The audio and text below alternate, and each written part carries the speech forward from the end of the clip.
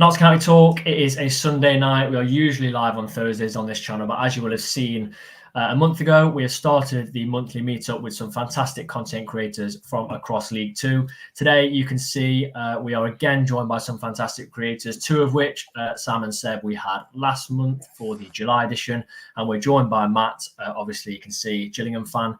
So what I urge everyone to do is head into the description, check out their channels, drop them a subscription, because there is some fantastic work going on if you want to keep up with the League Two content. You will have seen and heard that Sam and Seb gave a little preview of their channel. But Matt, since it's your first time on, do you want to just give people that may not be aware an idea of what your channel is all about? Yeah, thank you. Appreciate the invite, and it's good to get on after miss the first month, unfortunately. But yeah, Jill's in the Blood TV, pretty easy to find on X and Instagram, and obviously on YouTube as well. We do 3 regular shows. So Wednesday night is a match preview, looking ahead to the game at the weekend. Match day live, so I vlog for every game that we're attending. And then Sunday night comes out the match day review show, looking back at the Saturday fixture. Other episodes that we do are obviously Jill's in the Blood chats too, which is stuff like current players, management, legends, if we can get them on as well. So yeah, that's basically the crux of what the channel's about. Yeah, if you don't like Gillingham or you don't like football, it's probably not for you. But yeah, if you're able to, if you could hit that subscribe button, that'd be brilliant. It's free to do so, and appreciate the chance for the little plug.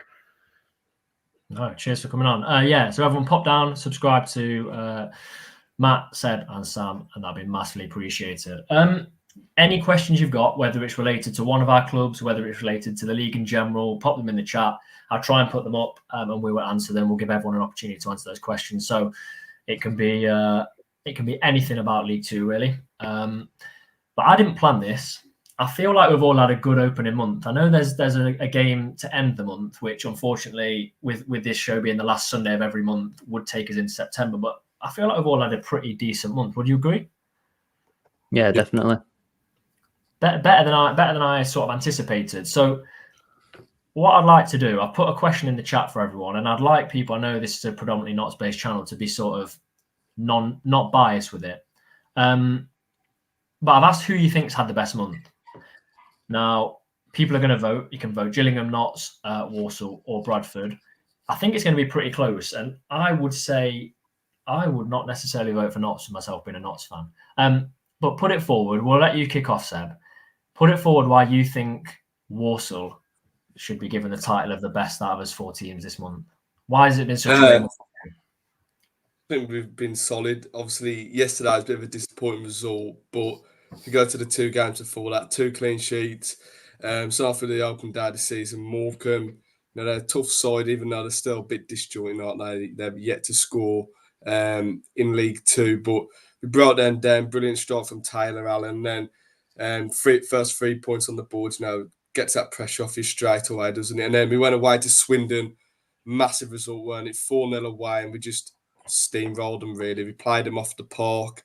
Defensively, we were outstanding, even though Swindon didn't really put much of a fight in that game. Going forward, though, I think that's the main thing. I think our concerns going into the season were scoring goals, but, we were clinical in front of goal that day. Josh Gordon got his first goal of the season, good confidence boost for him. Same for Jamil Matt.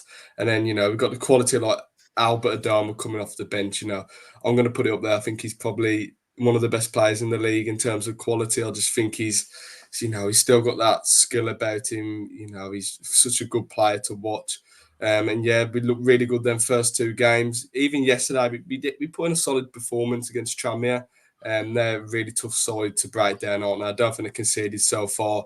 Nasty team to play against, but the lesson yesterday, if you don't score, you don't win games. And that sounds a bit like Michael Owen, but you got to be clinical in front of goal. I think that's a massive lesson for us to learn. But overall, I'm pretty happy with our start to the season.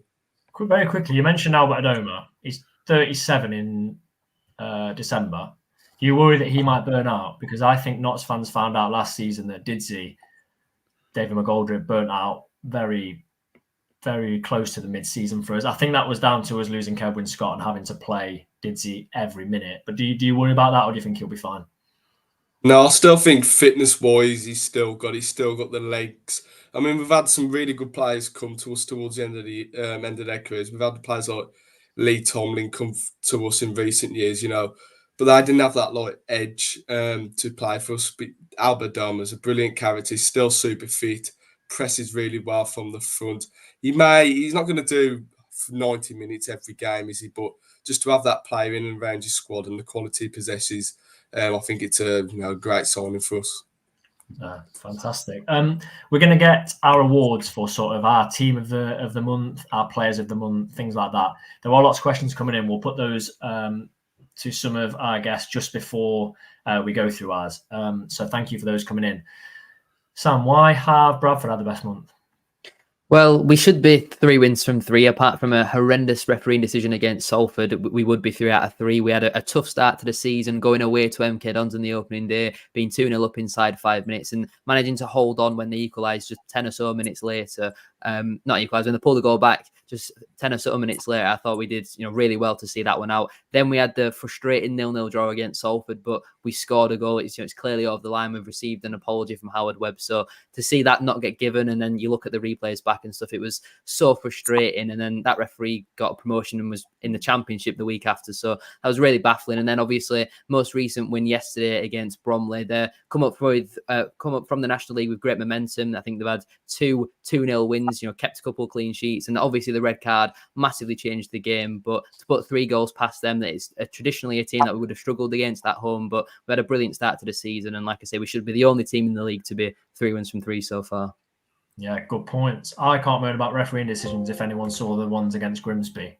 Offside goal, handballs for Dan Crowley's goal, deflections. I don't think they could have had a penalty, but there we go. Matt, why Gillingham had best month? I mean, it's fairly obvious. Well, it looks obvious. Well, yeah, I mean, aside because we are top of the league.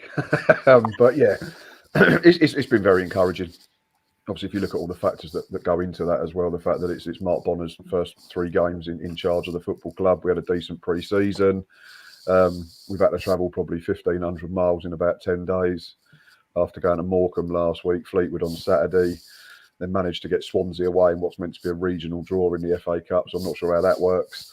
So yeah, it's been massively impressive with what we've done so far. And then you chuck in the fact that we've not even seen the likes of Ethan Coleman, Josh Andrews, Elliot Nevitt, Bradley Dack at all yet. We've not got them on the pitch for any of them games. So we're in a decent position, and we'll certainly be stronger when we get a few players back from injury. I think Saturday's 0-0 at Fleetwood, we had 7 missing with injury or suspension. Last week at Morecambe, we had 8 missing for the same reasons. And to dig out 2 clean sheets on the road when you're not at your best, I think is a really encouraging sign. Obviously, we want to be better, and we want it to be more like Carlisle on the opening day and free scoring and that type of thing. But I think Mark Bonner's been very honest in his assessment, and he says we'll take them results when they come along, enjoy them, and then the following weeks for improving things and making sure we're better the week after. Yes, I can't really complain.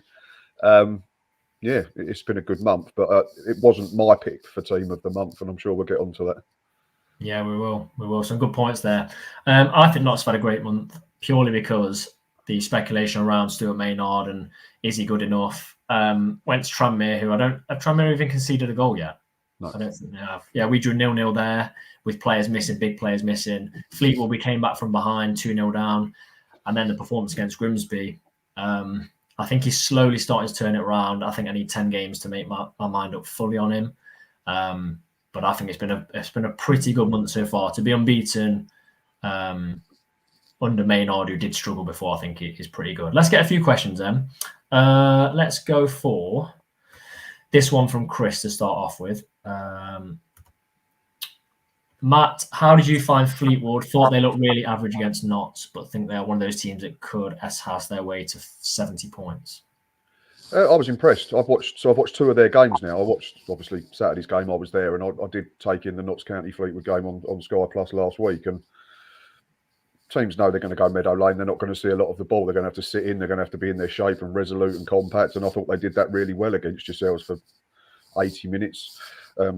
I think based on possession and territory and chances created, draw was probably a fair result. But if you're a fan of the Cod Army, you're probably a little bit disappointed. The penalties, softish. I think if it's your team that gets given it, you say, yeah, it's a pen. If it's given against you, you say maybe it's a bit harsh. but you have to give credit Notts County for that as well. They didn't stop and they kept going right to the end and managed to rescue a point. But no, I think Fleetwood would do all right. I've just actually published our match day review show with a Fleetwood fan, and I said to him on there, I had them 19th in my season predictions, 1 to 24s, and I think I probably underestimated them. I know it's only 3 games, but I think I underestimated what Charlie Adam was doing at the back end of last season. I think they won 6 of their last 8, which needs to be taken into account. The fact that they're unbeaten this season, very good result in the League Cup as well. They've got good players. The only thing for me that probably holds me back in saying maybe top 7 or top 10 is I think they're probably a couple of players light in key areas. They had a centre-half went off injured yesterday. They might have to replace him, and he's one of them that sort of steps into midfield and creates overload. So if he's not there, that might sort of restrict how they play. I think they lack a cutting edge at the top end of the pitch. I know they've got, I think it's Ronan Coughlin or someone who's out injured for a while. So yeah, they probably need a couple more in to really challenge for the top 7, I'd say. But I think personally, all right, the caveats, it's a very small segment of the season to be working on. But yeah, I think I've probably underestimated them, and I think they'll be fine. I think they'll be around mid-table, pushing into the top half. They were running for a brick walls for Charlie Adam against Notts, and if the game had been a couple of minutes shorter, they would have got away with the win. Yep. And they played a couple of players that were just having an unbelievable. Like Jody was having a fantastic game. Don't come up against him, and they probably win. Interesting. We talk about Fleetwood then, so we'll move on to this. Sam, this is probably one for you. Who do you think Jake Young will sign for when he leaves Bradford? Well, it seems pretty likely that it will be Fleetwood. I think it's been, widely reported by a lot of different people that it is them who've had the bid accepted, and it's now down to Jake Young to make that decision. When you look at the amount of strikers we've got 7 who play there naturally. We only play with 2, so he's found himself for some reason really far down the pecking order. I feel like for a lot of the fans that have him in at 2nd or 3rd, but just behind Andy Cook and maybe Callum Kavanagh. But some of the other strikers we've got, the likes of Tyler Smith, Fidel Oliver, they're nowhere near the standard of Jake Young. And he proved last season that if you give him regular game time, he will score goals. But from what we've seen from a few different managers now, he's not the best trainer. Apparently his attitude isn't the greatest. And I don't understand if the plan was to always sell him, why we didn't just let him go in January, because his stock would have been a lot higher then when he still had 2.5 years left on his contract. Now he's into technically his final year, but we have got that option for a further season. I still don't think the fee would be amazing. I don't think at the start of the season a lot of people would have had Fleetwood to be challenging for promotion, but they're certainly going to be in that top half from what we've seen so far. And I feel like if he goes there, he could maybe be that difference to get them into the top 7. I don't really know what style of play Charlie Adams goes for, but Jake Young, he's not going to be a man who does a lot of running off the ball, but he might have a poor game for 60 minutes, but then he could just have that moment of magic where he whips one in the top corner from 30 yards out. He didn't really do it regularly for Bradford City. He's had a number of different loan spells, and a few different managers now haven't particularly rated Jake Young. So there seems to be something a little bit deeper rooted in the Jake Young saga, but it does sound very likely he will be on his way to Fleetwood Town. Yeah. We were just speaking before, weren't we? We didn't expect it to be them. We thought it'd be MK or possibly Notts, maybe. One more quick question for you then. Is Baldwin any good for Bradford? He started out a bit shaky in the first game against MK Dons, but since then I think he's just got better and better. I think him not having to play 1,000 passes a game is helping him a lot more, because when he picks up the ball, he's very good at doing the diagonal switches. And I think from what we've seen of him so far, he's not really done any of them Baldwin-prone errors, which we saw at Notts County last season. And defensively, he looks quite solid. I did have a few question marks around him aerially, but because he's playing on the right of a back 3, I don't think it's as necessary, because the big physical strikers are dealt with by our other 2 centre-halves. And I feel like we've got a good balance on that back 3. None of them are 10 out of 10s every week, but they're all solid 6, 7s out of 10. And I must say, out of all of our signings so far, Baldwin's probably been the one who's came in with the least expectation and performed the most. And I have been quite impressed with him, especially over the last 3 matches. I do think he's just getting better and better. Yeah. I mean, I'm on his day for North. Outstanding. I just don't know. I think our style of play didn't suit him at all. There we go. A couple of questions then that I'll put in, and then we will get on to our sort of awards for the month so far. So, Seb, if you kick this one off, and then we'll go around. Question for the 4 hosts. If you could sign just one player from the other 3 teams, who would it be? That's difficult. It's either Jatta or Cook, probably, natural goal scorers. I'd probably lean towards Jatta because I think he's a good all-round striker. We saw last year when you came to our place, he ran the show that game. I thought, you had him and Langstaff up top. He's a real good presence to have up there. But we're crying out for a goal scorer up there, a real natural one. I know we have got one who's not fit at the moment, Danny Johnson, but he was in and out of the team last season. But it'd be either of Jata or Cook. We're crying out for a goal scorer. Yeah, Matt. I think the obvious one's probably Jody Jones, isn't it? Just because of his numbers, but we need a target man at the moment. We've got Elliot Nevitt, Josh Andrews, and Ollie Hawkins all injured. I know no one's going to let us have Andy Cook. I'm not sure you'll let us have Jata. Maybe I'll take a punt on for Dane Oliver, replicating his form when he was with us before. I know he's not been at it for a couple of years, but sometimes it's just a different club that it works at, doesn't it? So yeah, if he was available and could have his contract torn up and didn't involve a fee, I'd be tempted to bring him back if it was FIFA or Football Manager, just to tide us over for a couple of weeks or a few weeks or a few months. But yeah, that we need a centre forward at the moment because we've had to change the way that we're playing completely from pre-season to now, because we're having to play Jacob Wakeland, who's not a target man, not a focal point. But yeah, if it was definitely fantasy football, I think Jody Jones every day of the week. Yeah. Sam? Jody Jones would be absolutely perfect for us. We've been crying out for a quality left wing back for years, probably pushing a decade now, and I think he would be absolutely amazing for us in that role. We're currently playing a winger in there, and he's just nowhere near the standard of someone like Jody Jones. And you look at his numbers from last season; he's already replicating them this season. I think he's got 4 goal contributions already in the league so far this season. He's definitely the best player in the division, and it's a position that we need strength in depth in. I'd probably go, purely because of how much I rated him in the Championship, and I know he hasn't played yet. I'd go Bradley Dack. I don't want to jinx anything, but I'm a bit concerned about the end of the window. It needs to come very quickly for Notts. It needs to come. It needs to come very, very soon. I'm still worried about the Dan Crowley rumours. They have gone quiet, and I did read something. I don't know how true it was that things had sort of there'd been some interference in transfers at MK, but I don't know how true that is. But I would just take someone to reassure me, or any goalkeeper. I don't care how good they are, whether they've ever played for any of you. We need someone if Alex Bass gets injured, because we've got Sam Slocum at the minute, and if Alex Bass gets injured, we're in big trouble.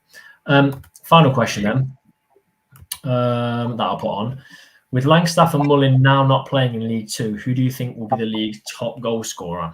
I think this is very open this year. I didn't expect Langstaff to actually get it last year. I didn't expect him to come into the league and score, I think it was 28. I thought he may get 20.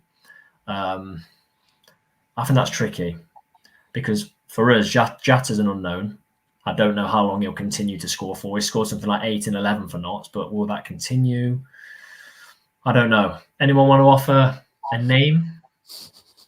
No, not at the moment. It's 3 games in, isn't it? A lot of teams are still trying to do business. A lot of teams have got injuries. I think it's impossible to say now. And I think because it's more of an open league where we've not got, them powerhouses like Stockport and Wrexham and Mansfield like we had last season, I think it's going to be, I think you could have probably half a dozen at least that could be within a couple of goals of each other. Cook, I suppose, is probably one that jumps off the page at the moment. But it could literally be anybody, I think. I'm going to throw a name in. Michael Cheat, Bromley. His goal scoring record is outstanding. Last year, 23, 17 the year before, 17 the year before, 23. I mean, he's hit double figures every season since the 13-14 season, I think. Got 2 goals already. In a better team, I think he's almost, I'd say he'd be top 3 goal scorers, but we'll see. I'm not 100% sure. Anyone else, or is it still too early, do you think? Did you agree with Matt? I think go on, Seb. No, I'd probably say someone like Andy Cook or Will Grigg. I think proven goal scorers, I think them 2 will probably be up there alongside Jata. They'll probably be the top 3, I would say. I think I'd go between Cook, Jata, and I'll go Alex Gilby at MK Dons. I know he's not naturally a striker, but he popped up with a load of goal contributions last season. He always just seems to be in and around it. Maybe even Joe Ironside at Doncaster, but I think I'd have to back Andy Cook, as obviously being a Bradford fan. And I think he looks a lot leaner this season as well. When you get the best out of Andy Cook, he always seems to be a stone or 2 lighter than the normal Andy Cook. And that's the way that he looks this season. And he looks hungry and he looks sharp as well. Seb's trying to be very nice to you after he said that you were overhyped in July's episode. I'm not going to let you forget that. Overhyped, and then about 3 or 4 days later, go and get that result against MK that could be one of our results of the of the month so far. So if now we look at sort of our awards that we were going to do, we'll start off with your team of the month in League Two.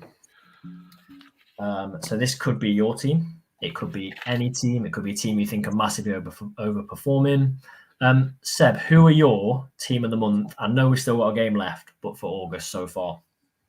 I'm going to go with Newport. I think they suffered a 3-2 defeat on the opening day this season, but Will Evans leaving for Mansfield, there's probably the concern in the fan base for scoring goals, but they managed to net 8 goals in 3 games. They're looking pretty sharp. Really good result against Doncaster. I think that was a really solid win at home. And then yesterday, another 3-1 win to Accrington Stanley. So I'd probably go with Newport. Things are looking really good there at the moment. At this present time, 3 games in, there was a lot of doubt going into the season with them. So I'll probably say Newport County. Matt, who are your team of the month? Bromley. For me, I think they've had a brilliant start. I know they got beat at the weekend by Sam's team, but I mean, red card after 8 minutes, unfortunately, probably killed the game in terms of a spectacle. But they were still in it. I think they still fashioned 11 shots, which with 10 men at Valley Parade, which notoriously is a difficult place to go. It's a big ground. It's probably a ground they're not used to playing in terms of size and fan base. Like you've already mentioned, Michael Cheeks carried on his National League form. First chance in the EFL. I think Andy Woodman's a great manager. I think his stock's going to get higher and higher. And I found them very difficult to place in my 1 to 24s. I think they're a team. I put them 16th, but I think they could invariably finish around 10th or 11th. Or if they have a bad run, or say Woodman got poached, they could end up really struggling. But I think to come up, go to Harrogate first day, not concede is a good result. Then to back it up against a side in Wimbledon, I think will be round the playoff mix without conceding again was really good. And yeah, like I say, they got beat. And Bradford deserved the points 100% on Saturday. But the big caveat is they had to play 82 minutes with 10 men, and they were still trying to press, and they were in the game in terms of actually creating opportunities. I know the scoreline didn't give that effect. So for me, I think Bromley have been an absolute breath of fresh air coming up from the National League. Yeah, Sam, are you going to be the first one to choose your own team?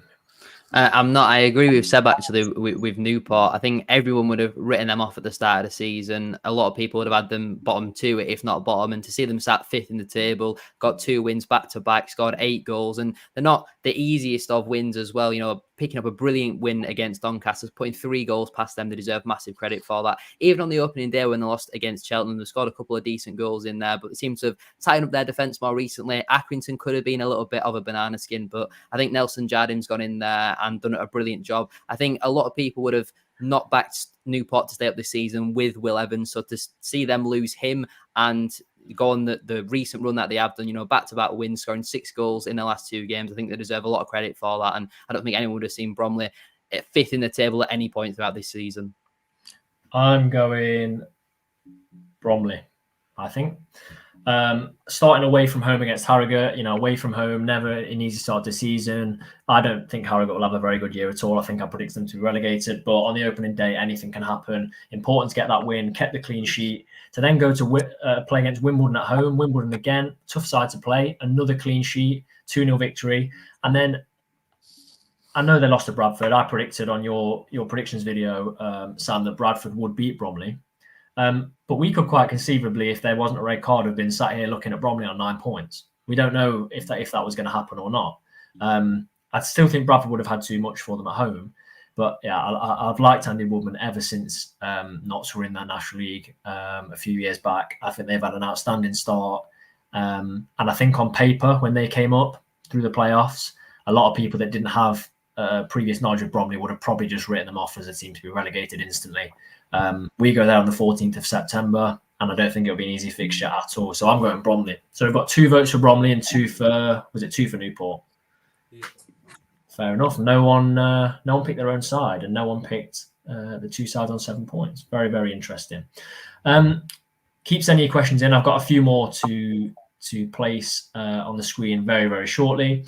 Our next one was the League 2 Player of the Month. Now, I'm going to go first for this one, and I don't feel this is. I'm not done this in a way that's biased at all. I'm going to go Dan Crowley. And Notts fans, if that are watching this, are probably want me to shut up now. But there's not going to be any MK scouts watching this video. I think he, in my time supporting Notts, and I don't think this is over the top because I heard quite a few people say it. People that were considerably older than me said it's one of the best performances they've ever seen from a player at Meadow Lane against Grimsby. They couldn't get near him. He looked comfortably League One standard, looked an absolute level above. He's putting in unbelievable performances. He went unnoticed against Tranmere on the opening day purely because we were very light in midfield, had to play that deeper role, was outstanding in that game. He's just had a fantastic start to the season.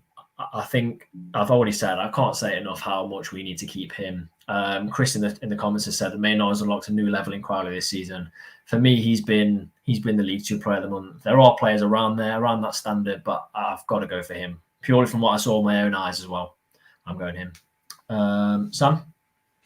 I was going to go Jody Jones, but I'm actually going to throw Richie Smallwood into the mark because he doesn't do too many things that are massively stand out. But I think in a lot of the games, we don't get the result without him. I think he's such a big leader for us in that midfield, and he's so important to the way that we play. He sits and he anchors in front of the back three. You know, Matt Hughes spent 2 years basically trying to find a partner for him when he can just do that job on his own. He's so brilliant at breaking up play, and there's still a large section of our fan base who not even dislike him, they absolutely hate him. And when he was stepping up to take the penalty yesterday, he took the ball for Kavanagh because they were doing the kind of trick to put the other team off, and he got booed, like audible boos by our fans. When your own player's taking a penalty, I think it's absolute madness. But I think he's absolutely unbelievable. He put a brilliant ball into the box as well for Andy Cook to open up his league account for the season. The amount of tackles and interceptions that he does every single game, we simply don't win that game against MK Dons without him. I think his leadership is so important for us, and we can have all the technical quality players and like your Jody Jones, your Dan Crowleys, but sometimes you just need a bit of experience and a bit of leadership, and Smallwood has been excellent in there this season.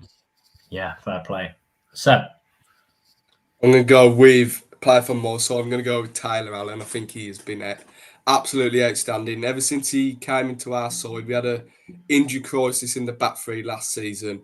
He was a left wing back before that. He slotted in at left centre back. He's been outstanding. Scored a wicked goal on the open day this season against Morecambe, and then speak about his goal contributions against Swindon. You know, that 4-0 smashing, brilliant balling for Jamil Matt for Jamil Matt's goal, and then you go and watch that free kick he scored, probably goal of the season so far. You know, with that left foot, whips it into the top left-hand corner. He's just been outstanding defensively, contributes going forward as well. You know, probably a bit biased, but I watch him week in, week out. I think he's a real top player. Yeah, I think there's going to be that little bit of bias, isn't there? Because we're watching these players every week. But no, very fair shout. Your player of the month, Matt? I'm going to be the odd one out. I've not picked a Gillingham player, so I'm the only one that's not gone with his own club.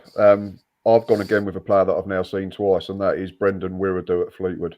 Yeah. I know I've said, having spoken to Fleetwood fans over the last couple of days, I think they need to do a bit more in terms of incomings to get themselves from maybe sort of mid-table to playoff challenges. But I think the best bit of business they might do is if they can keep Wirradu at the football club in the next week. I mean, 83% pass completion rate so far across 3 games at centre-half. Steps into midfield to create overloads. Yesterday, he had to switch sides. He was started off as the right-sided centre-half in a 3, and then Zek Medley came off on a stretcher and he swapped and went to the left-hand side. Didn't stop him. Still kept doing the same thing. Still kept stepping out with it. Was being brave in possession. I think he scored his first goal for Fleetwood last week at your place. Yeah.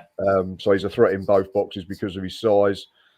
He gets across the pitch really well. He's rangy. 2.7 tackles per game, 1.3 interceptions, I think, so far, and 4.7 ball recovery. So he's doing all sides of the game. He's literally everything you want in a modern-day ball-playing centre-half. And I think if you can get them at League 2 level, you're doing very, very well. Yeah, so that would be my pick, Brendan Wirradu. I echo that. At Meadow Lane, he impressed me.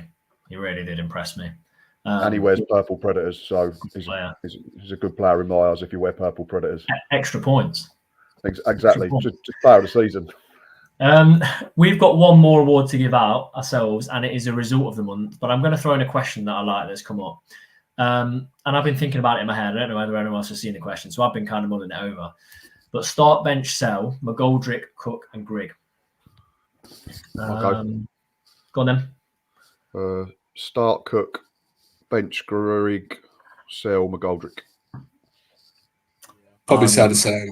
Would you go the same? I would also agree. I would start Cook, bench McGoldrick, sell Grigg, purely because I can't sell it. Yeah, and we don't win the penalty against Fleetwood without his little flick over the top for Cerula to get on the end of. But I think every day I start cooking those three, and then the other two.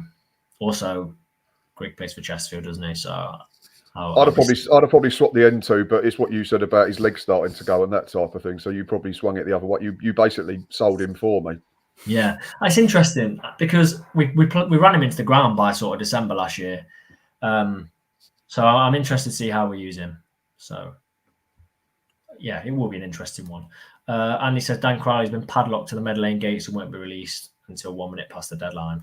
I hope so. Result of the month then. I found it very difficult to pick between three results in my eyes.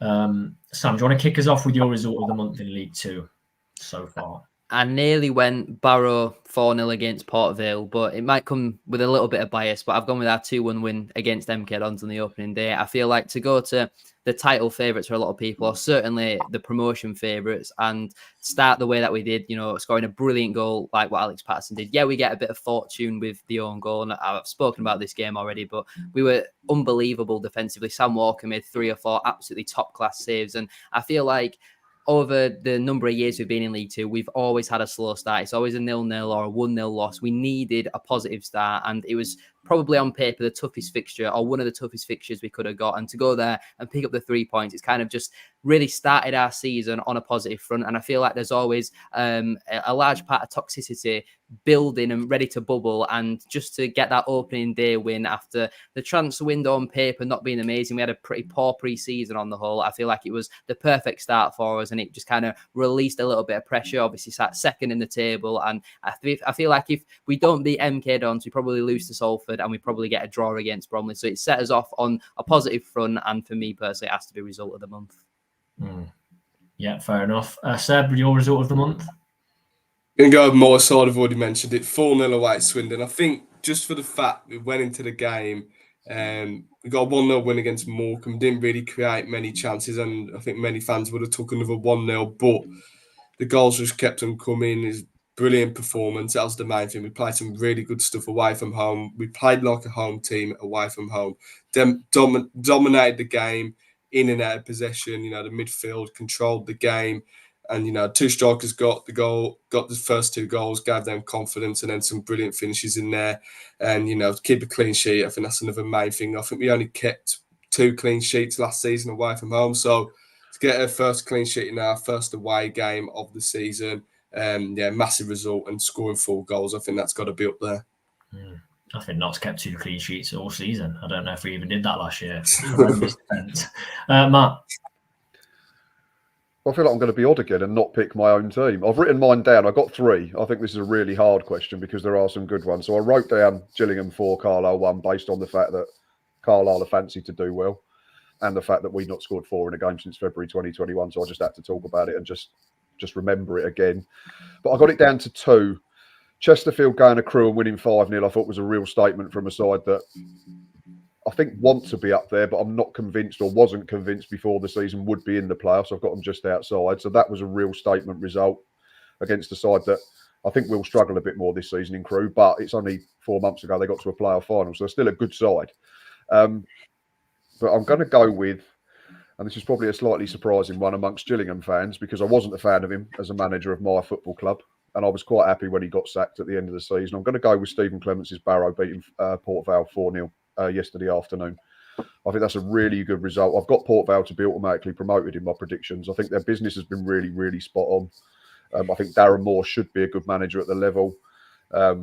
So yeah, for Stephen Clemence is Barrow to turn them over by 4-0, I think was really, really impressive. I mean, again, similar to what Seb said about his side, they've got their strikers getting on the score sheet, which is going to be a bonus for them and push them forwards in terms of confidence. So yeah, that would have to be my result of the week. Barrow for the month, Barrow 4, Port Vale 0. Yeah, I was torn between 3, and like I said, there's been some massive results. This could have been down to sort of 10 results. Yeah. I was toying with Newport beating Doncaster 3-1. Good result. I know a couple of you have put Newport as your team of the month. They were behind at half time and won 3-1. Haven't gone with that. I was then going for Barrow 4, Port Vale 0.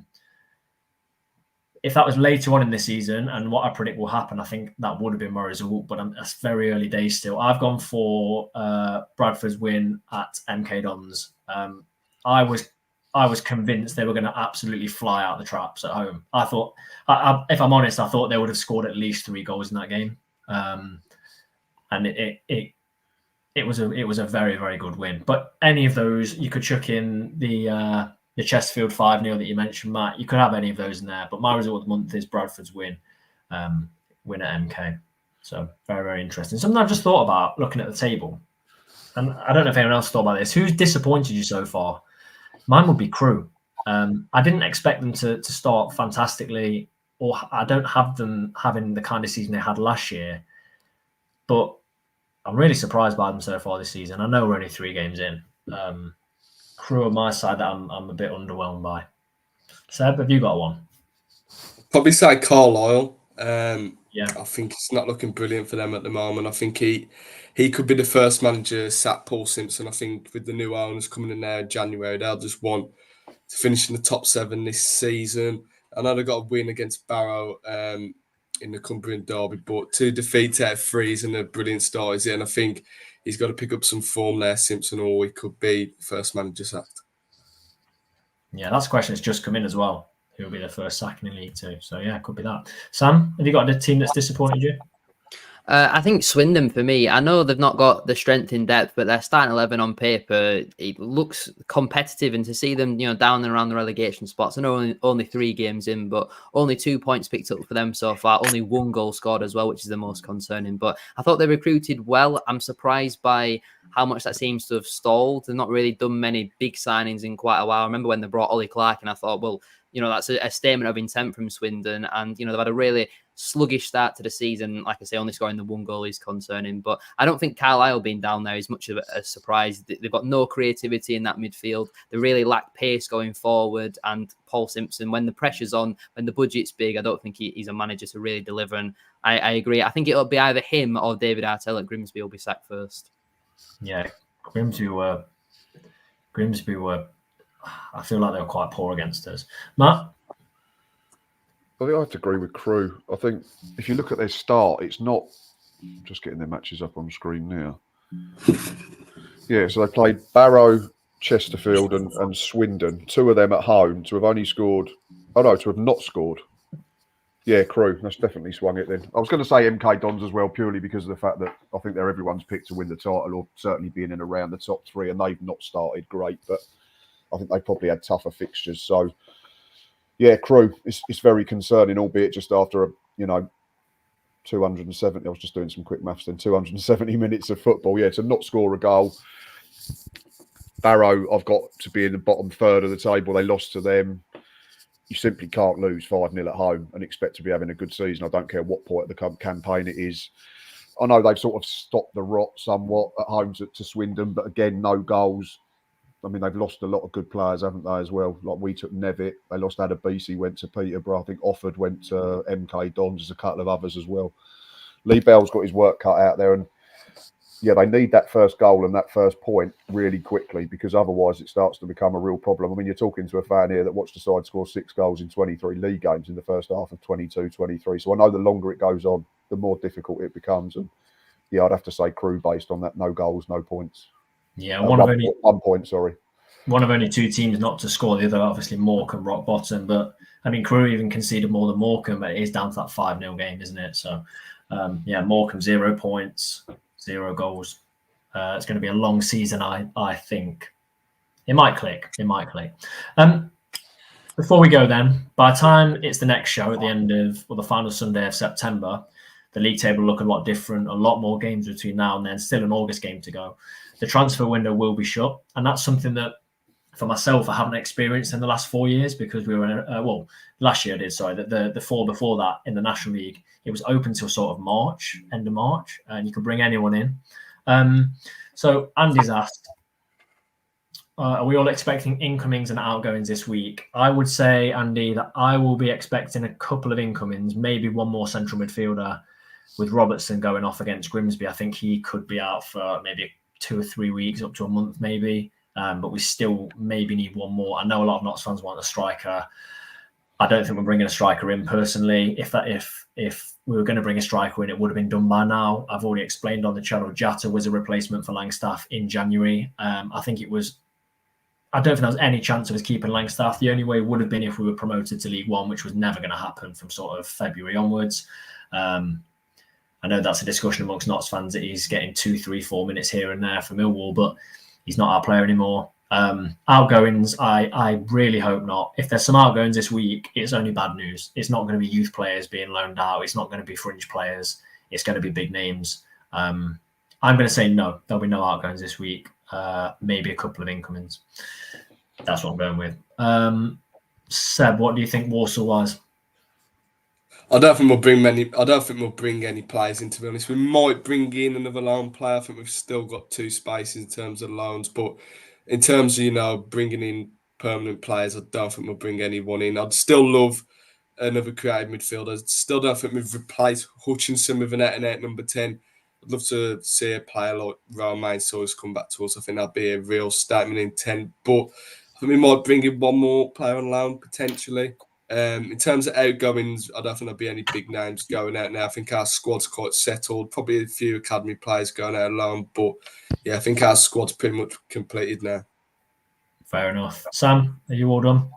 I think we'll actually do quite a lot of business in the last week. There's been a number of players who've been trying to get out all summer, and they've kind of just refusing to move. They won't budge at all, but we've kind of very unbalanced with our squad. We've only got 4 natural centre-backs and we play a back 3. So I think Alexander already said that we're going to definitely be bringing in another defender. We've got 8 midfielders to play in 2 spots and only 1 midfielder to play as a holding midfielder. So I expect a couple midfielders to go. Alex Gilead's been rumoured to be going to Carlisle, Tranmere, Shrewsbury. Obviously, Jake Young will be leaving. That's all but confirmed, really. And we've still got another couple of strikers, the likes of Tyler Smith and Oliver, who we all want to get out the door. But I certainly see some defenders coming in and probably some midfielders and strikers departing. I think it'll be quite a busy week for us.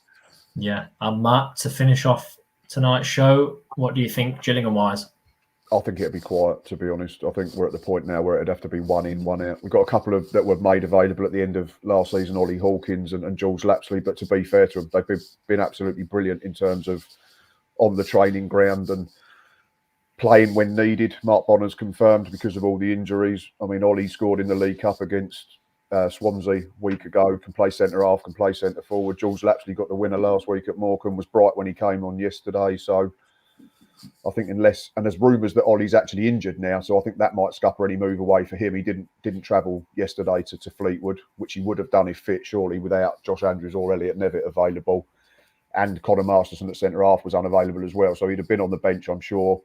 I think the only other one that might leave would be Lapsley if a bid comes in. But if we could fast forward now to pass the window, I'd be absolutely fine with the squad that we've got. I think we've got 23 senior pros plus a couple of kids that have been in and around the 18 the first few weeks. So if this is what we roll with till January, when everybody's fit, I'm absolutely fine.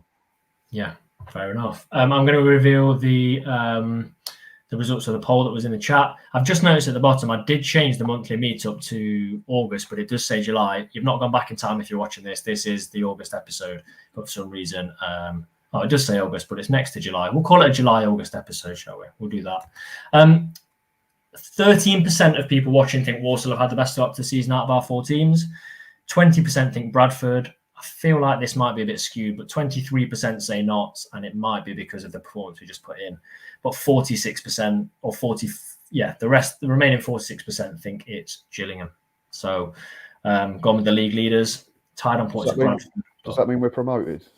I think it's it goes to vote now in the league, I think. Stop the season now, is that fine? Yeah, they show our poll to the EFL board and they just go for it. I think the top 2 in that poll get promoted, so we're up with you. And then it's a playoff final between Bradford and Walsall. So, but Walsall are also bottom and getting relegated, so tough times. There we go. Massively appreciate you three coming on. Some fantastic questions as always. Quite a few Notts fans in the chat giving questions, but also a fair few fans from other sides as well. Good numbers, better numbers than actually on the July episode. So the show is growing, which is great to see. I will remind you that in the description you can find Sam, Seb, and Matt's channel. Please do go over at the end of this video and give them a subscription. They produce some fantastic content, and whoever you support at some point, they'll be facing your club, so you'll get to see the videos they produce in that. If you are heading to a game this weekend, or next weekend, should I say, safe travels, and join us at the end of next month for September's episode.